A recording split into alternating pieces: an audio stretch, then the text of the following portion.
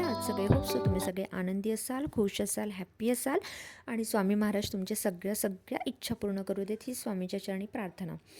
आज ॲक्च्युली आमच्या इकडे पाऊस थोडासा कमी झाला आहे. छान असं ऊन पावसाचा खेळ चालू झाला आहे.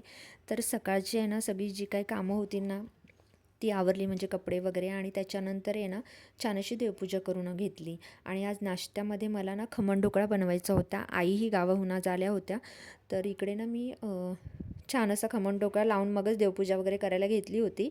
तर बघा, हे खमण खूप छान असं फुललेलं आहे.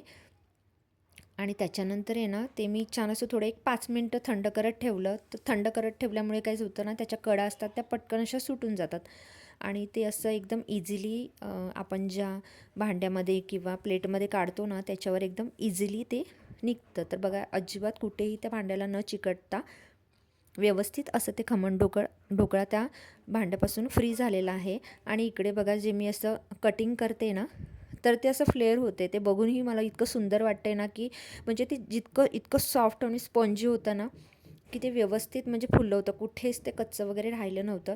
ह्याची जर डिटेल रेसिपी तुम्हाला हवी असेल तर मला कमेंट करून नक्की सांगा. ह्याच्यावर डिटेल एक लाँग व्हिडिओ नक्की केला जाईल माझ्याकडून. आणि त्याच्यानंतर आहे ना इकडे मी जी फोडणी असते ना ती बनवायला घेतली. जे आपण फोडणीचं पाणी ज्या खमणवर आपण ॲड करतो ना ते मी बनवायला घेतलं. तर त्यासाठी ना इकडे गॅसवर मी तडका पॅन ठेवला. त्यानंतर त्याच्यामध्ये मी जिरं, मोहरी, तेल कढल्यानंतर जिरं मोहरी ॲड केलं. आणि त्याच्यानंतर त्याच्यामध्ये कढीपत्ता, 2-3 कट केलेल्या मिरच्या वगैरे टाकल्या. ते छान तडतडलं. त्याच्यानंतर त्याच्यात अर्धा ग्लास पाणी ॲड केलं. चवीपुरतं मीठ आणि 1 चमचा साखर ॲड केला आणि त्याला छान उकळी येऊ दिली. छानशी अशी उकळी आल्यानंतर हे जे पाणी असतं ना ते मी या खमणवर ॲड करायला घेतलं. मला तरी म्हणजे जेव्हा खमण बनवते ना तेव्हा त्याच्यामध्ये सगळ्यात परफेक्ट गोष्ट जर आपल्याला कोणती हवी असेल तर ते आहे हे खमण ढोकळ्याचं पाणी. कारण हे पाणी जर चुकलं तर तुमच्या खमण ढोकळ्याची टेस्ट जी असते ना ती पूर्णपणे बदलून जाते. मीठ जास्त झालं, साखर जास्त झाली तर मग ते जास्त आंबट, जास्त गोड असं होऊ शकतं. त्याच्यामुळे ते प्रमाण आहे ना ते आपल्या स्पेसिफिक आणि व्यवस्थित ठेवावं लागतं. माझं प्रमाण जे मी दाखवलेलं आहे मी त्याच प्रमाणाचं नेहमी ते पाणी करत असते. आणि इकडे आई गावाहून येताना हा जो टिफिन बॉक्स आहेत ना घरी होता आमच्या, तो घेऊन आल्या होत्या रियांसाठी. आणि त्याचं असं म्हणणं होतं की मला ह्याच टिफिन बॉक्समध्ये नाश्ता करायचा आहे. असं फनी फनी त्याचं काही काही चाललं होतं. तर मी त्याच्यामध्ये त्यांना नाश्ता दिला. आणि त्याच्यानंतर आम्ही तिघांनी मिळून नाश्ता करण्यासाठी घेतला. खूप दिवसांनंतर आईंसोबत नाश्ता करायचा होता. आई आता अधूनमधून येऊन जाऊन इकडे असतात. त्याच्यामुळे मग रियांशला मी आता काकींकडे सोडणं बंद केलेलं आहे. घरीच असतो तो. आई नसल्या की वरच्या मावशी आहेत त्यांच्याकडे त्याला कधी कधी मी सोडत असते. पण आई जास्त दिवस जात नाहीत. 1-2 दिवसांसाठी असं जात असतात गॅपने गावी. नाश्ता वगैरे आमचा झाला. आणि त्यानंतर आहे ना मी इकडे चहा बनवायला घेतला. म्हणजे नाश्ता वगैरे झाल्यानंतर चहा हे तर आपलं मॅन्डेटरी रिक्वायरमेंट आहे आणि मी टी लवर आहे हे मी माझ्या प्रत्येक व्हिडिओमध्ये सांगत असते. तर इकडे छान असा चहा बनवून घेतला. आईंना थोडासा गोड चहा पिण्याची सवय आहे, त्याच्यामुळे रोजच्या सवयीपेक्षा 1 चमचा साखर ही माझ्या चहामध्ये आज एक्स्ट्रा ॲड आहे. कारण आईंना गोड चहा पिण्याची जास्त सवय आहे. आज माझ्या हातचा चहा पितात. मी ऑफिसला गेल्यानंतर त्या त्यांच्या बनवून त्यांना जसं हवं आहे तसा त्या पितील. पण आज माझ्या हातचा चहा थोडंसं एक्स्ट्रा गोड असं त्या पिणार आहेत. त्यांच्यासाठी तो कमीच गोड असणार आहे कारण त्यांना जास्त गोड चहा पिण्याची सवय आहे.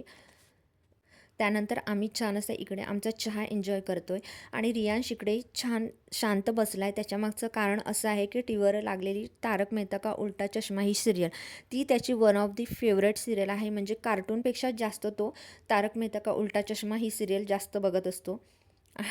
असू दे, तो सिरियल बघत होता. तर म्हटलं चला इकडे आईंनी गावाहून थोडंसं जे काही सामान आणलेलं आहे ना ते जागच्या जागी ठेवून घेऊयात. तर ही जी व्हाईट कलरची बॅग दिसते ना त्याच्यामध्ये धप्पाट्याचं पीठ आहे, जे आता नागपंचमी येते तेव्हा करण्यासाठी आई घेऊन आलेले आहेत. त्याच्यानंतर पावट्याच्या शेंगा ज्या आहेत ना त्या रियांशच्या पप्पांच्या ऑल टाईम फेवरेट आहेत.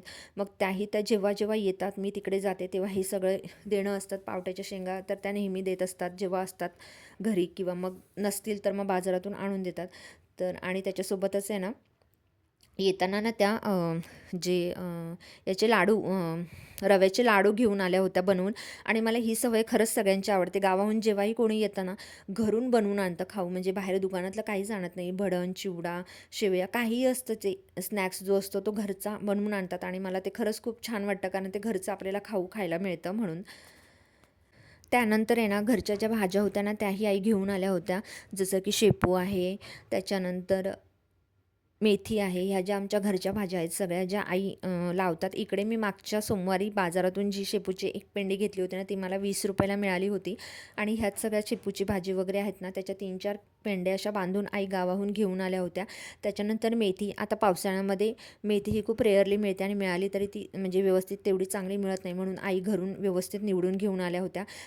नंतर नारळ हे सुद्धा आमच्या घरचे आहेत. कांदा लसूण मसाला जो मी नेहमी व्हिडिओमध्ये दाखवत असते तो आमच्या घरचा आहे, जो मी येताना मी आईनं घेऊन यायला सांगितला होता, कारण माझा जो आहे ना रेग्युलरचा तो संपला होता. आणि शेंगदाणे, जे आम्हाला आमचं जेवण शेंगदाण्याच्या कुटाशिवाय बनत नाही. आम्हाला जेवणामध्ये शेंगदाण्याचं कुटाचं जेवण असतं आमचं. त्याच्यामुळे शेंगदाणेही आई गावाहून घेऊन आल्या होत्या, म्हणजे शेंगा फोडूनच घेऊन आल्या होत्या, कारण मला त्रास नको परत फोडायला, म्हणून त्या डायरेक्ट शेंगदाणेच घेऊन आल्या होत्या.